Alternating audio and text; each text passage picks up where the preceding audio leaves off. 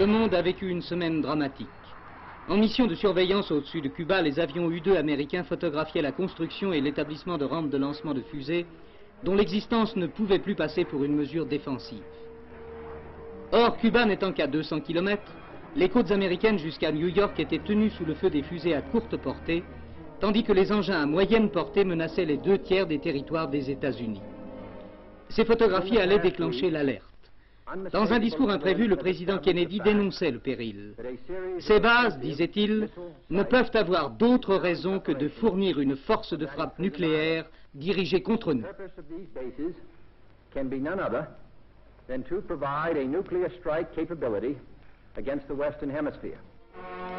Il lançait en même temps le poids de la flotte américaine dans la balance en décrétant le blocus pour tout équipement militaire offensif à destination de Cuba.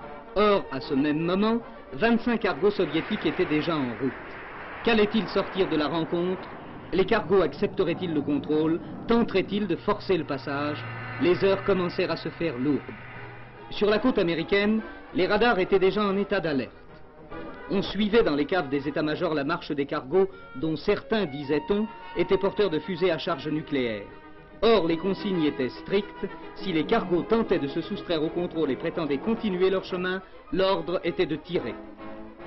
C'est dans cette atmosphère que le Conseil de sécurité se réunit d'urgence. Plainte de l'URSS accusant les États-Unis de piraterie par la bouche de M. Zorin. Plainte de Cuba. Plainte des États-Unis par la voix de M. Stevenson. À Guantanamo, la base louée aux Américains par Cuba pour 99 ans, plusieurs milliers de marines étaient arrivés en renfort. Par contre, femmes et enfants étaient évacués. Tout était possible.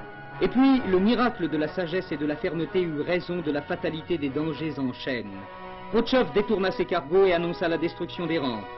Reste tout de même Guantanamo dont Castro réclame l'évacuation. Mais l'heure du drame est passée.